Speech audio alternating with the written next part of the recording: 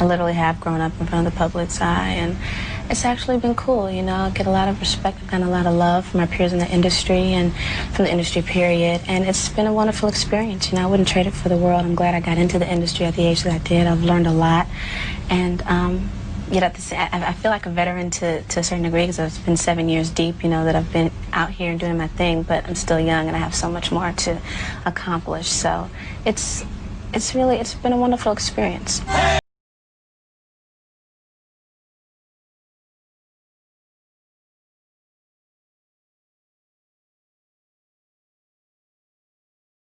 Or for you, I guess. Yeah, he is. He's my best friend, really. We've been knowing each other for around 3 years, and I met him before he came out with Born into the 90s through my manager, which is also his manager. Right. That's how we met, and I sang for him when I first met him, and a couple months later we went to the studio and started working.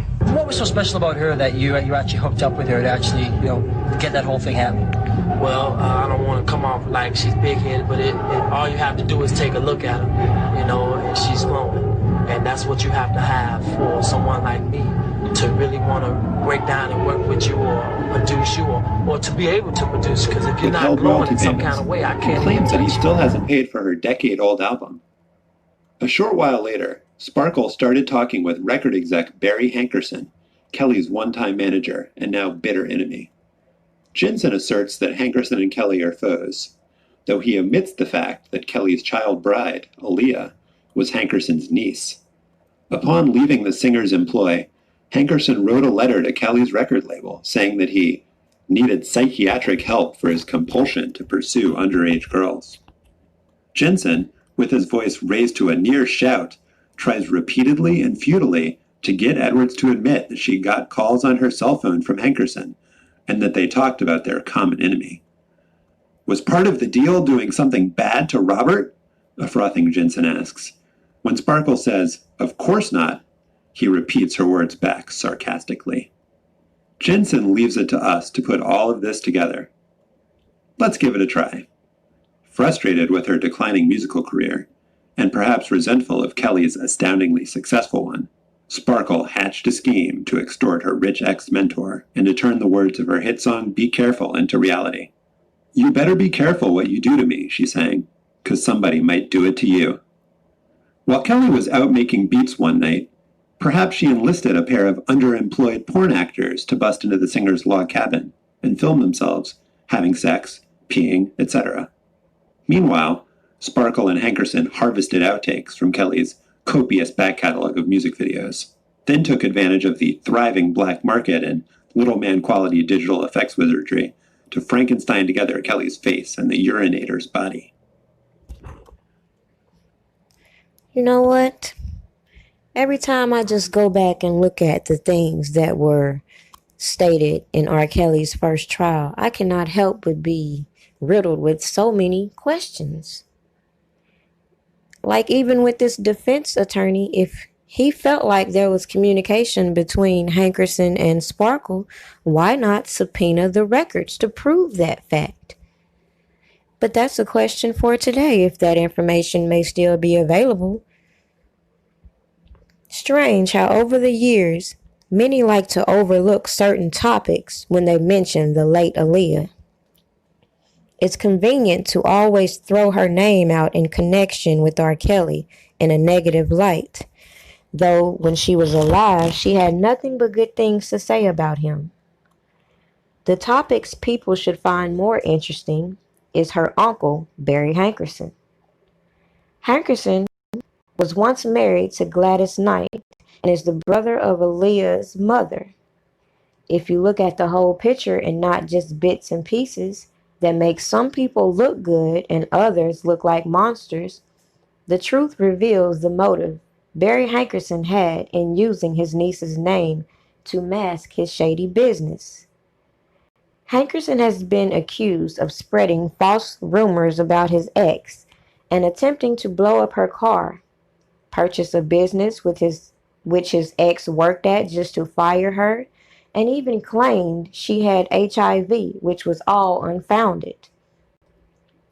On top of his demons emerging from his personal life, including Gladys Knight maintaining that he was evil, It has become blatantly obvious that every artist this man has ever worked with has ended with the same fate of being cheated out of their royalties and left to pick up the tax bills from the IRS.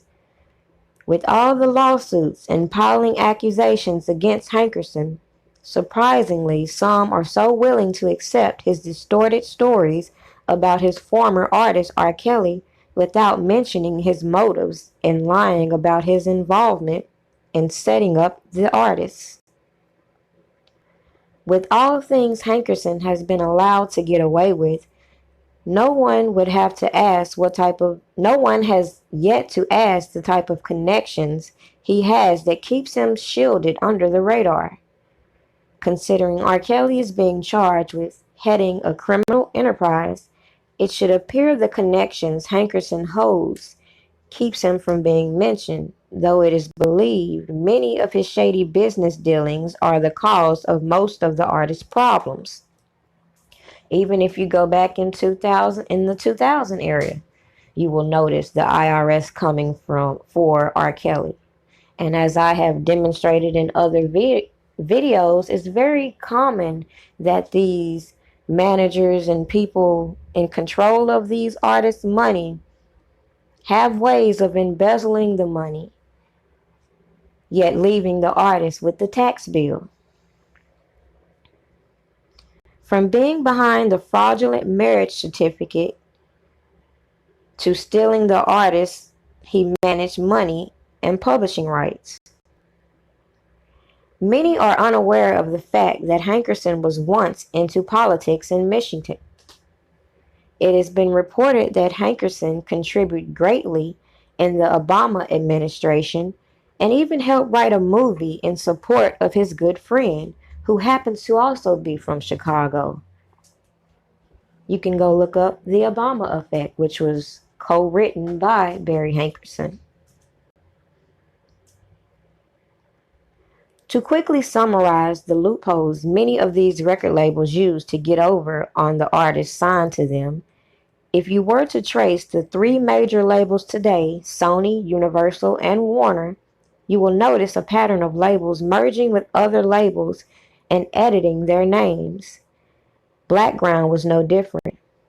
It went from Blackground Enterprises to Blackground Records in 2000, the same year in which Hankerson was fired from managing R. Kelly. Ask yourself, what man would continue working for a man who allegedly took advantage and married his underage niece? Is it really a coincidence an alleged tape emerged following Hankerson's termination? Not only was Hankerson let go, but also being sued left and right for his shady business deals and cheating producers and others out of their agreed upon payouts. One producer in particular who worked with P. Diddy sued Hankerson, stating that he not only cheated him out of royalties, but also left him with a $400,000 debt to the IRS. Is it far-fetched to think this was a common practice for Hankerson, which would explain a lot of the early IRS debts R. Kelly had? Even now, you have all these artists trying to speak out on the corruption with these record labels and their slave contracts.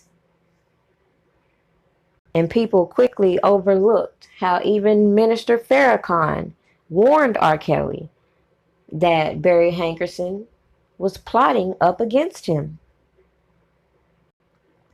It is becoming painfully clear how many are using this case against R. Kelly for their own personal gains. The same artists that have been cheated by Hankerson have either spoken against R. Kelly or remained silent, such as Tank, Timbaland, JoJo, and Toni Braxton. The list can go on, however. The question is why? The common conclusion is the fact that blackmail and extortion is far too common in both the industry and politics. Artists are being pimped out like common prostitutes And as we saw with the Epstein case, some powerful men have been supplied underage girls and blackmailed. Thus, they think hiding behind rumors and allegations against someone else will keep their secrets in the dark. Negative. Even, for example, how surviving R. Kelly ran with these allegations being brought on by these people.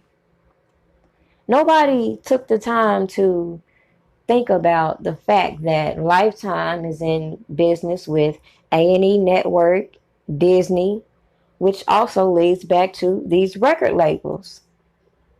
So the whole time they're making all this commotion about these allegations, they were also working hard to cover up other people's allegations, even going as far as to pull reports by other journalists who were documenting Epstein and Weinstein. For example, even the CEO at Disney, Rob Iger, who's also in business with Lifetime, as I mentioned, has a record himself of abusing children. Let's say it is a coincidence that Hankerson financed Obama's campaign multiple times and that he has the means to commission others to enable his plot to keep his shady dealings hidden while distracting people with the scandals he orchestrated about his artists. It's another common practice in the industry. Let's say it's also a coincidence that even Kelly faced his first trial. Some key political figures were making backdoor deals for Epstein, who admitted his guilt.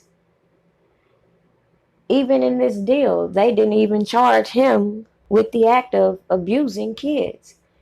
They more so charged him with soliciting. This man gets out, and even while he's going through trial and serving his little time that they gave him, he was still engaging in trafficking. So that's why, in my opinion, they want to bring some of these allegations that they claim happened during his first trial as though he was doing the same thing Epstein was doing. However, we'll soon find out in trial that it's highly implausible for some of these women to be telling the truth. Some people want to keep giving these accusers the benefit of the doubt. Why would they lie? But at the end of the day, like I pointed out with R. Kelly's non-disclosures that they like to speak about, they also include the entourage. And I firmly believe that majority of all these accusers had dealings with the entourage and not R. Kelly himself.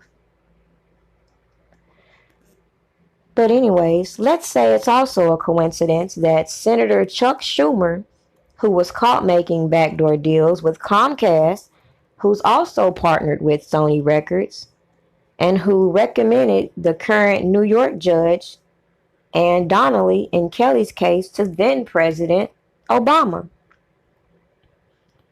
That would give you reasons to believe that there's a conflict of interest if people want to further investigate. It's no coincidence the pattern of this type of activity with Sony in specific.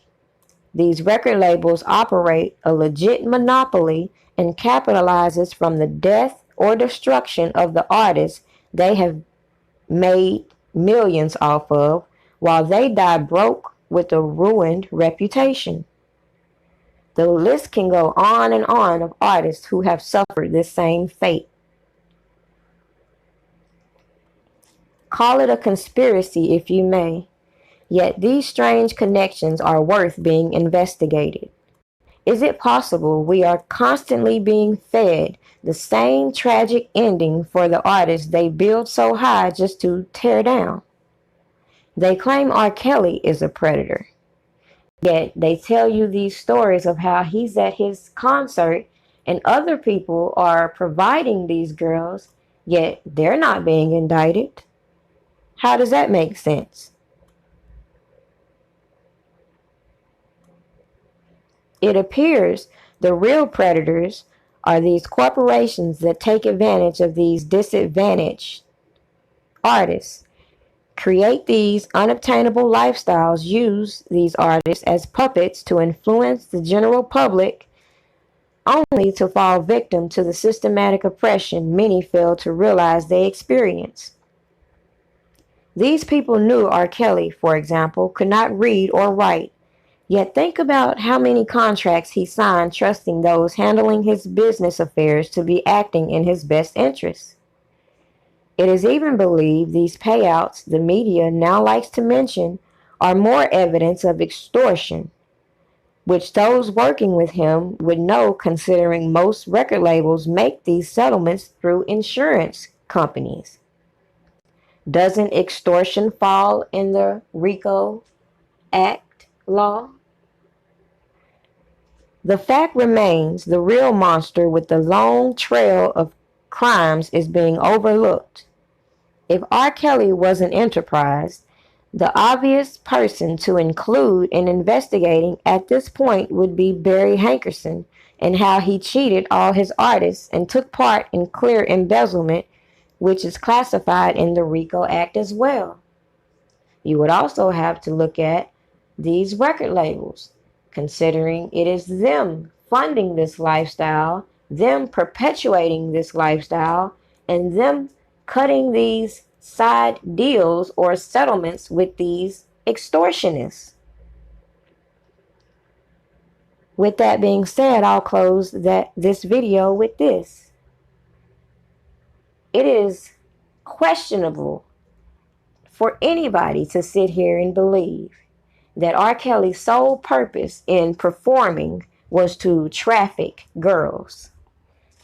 It is unlikely to believe that this man's sole purpose in promoting himself as an artist was purely to attract women. It's more likely to believe that these women were willing to do any and everything to get in the good graces of an artist. Because you can bet your last dollar if R. Kelly was broke and was an unknown person, do you think you would have women such as Jane Doe over here talking about she sat in a car for 8 hours and then tries to flip the story like she was held hostage in this van? That's the stupidest thing I've ever heard. How can you be locked in a van? You're not locked in a van. You're not brainwashed to be in the van. You're in the van because you're chasing a celebrity, period, point blank. All these videos you saw as I scrolled will be in my